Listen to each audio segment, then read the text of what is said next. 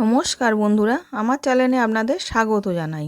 আজকে আমি আপনাদের বানিয়ে দেখাবো পুঁইশাক চচ্চড়ি। প্রথমে আমি শাকটাকে ভালো করে কেটে ধুয়ে রেখে দিয়েছিলাম। এবার আমি কড়ার মধ্যে তেল দিয়েছিলাম। তেলটা দিয়ে মাছের তেলটা ভেজে নিলাম। মাছের তেল দিয়ে আমি পুঁইশাক চচ্চড়িটা বানাবো।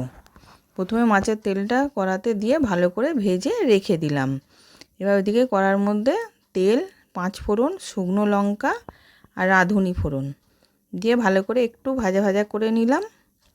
এবার ওর মধ্যে আমি আলু, মূলো, বেগুন দিয়ে দিলাম, দিয়ে ভালো করে ভেজে নেব।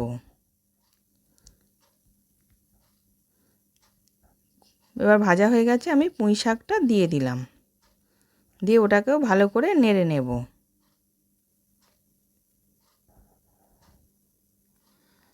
এবার ওর মধ্যে স্বাদ মতো নুন দিলাম, হলুদ গুঁড়ো দিলাম, লঙ্কা গুঁড়ো দিলাম,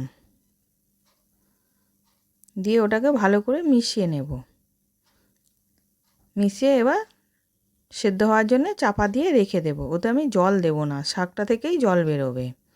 এবার সেদ্ধ হয়ে গেছে, আমি মাছের তেলটা ভেজে রেখেছিলাম সেটা দিয়ে দিলাম, দিয়ে ভালো করে মিশিয়ে নিয়েছি। এবার মিশিয়ে নাবিয়ে নিলাম। পুঁইশাক চচ্চড়ি রেডি। আশা করছি ভিডিওটা ভালো লেগেছে। আমি হাজির হব আর এক নতুন রেসিপির সাথে।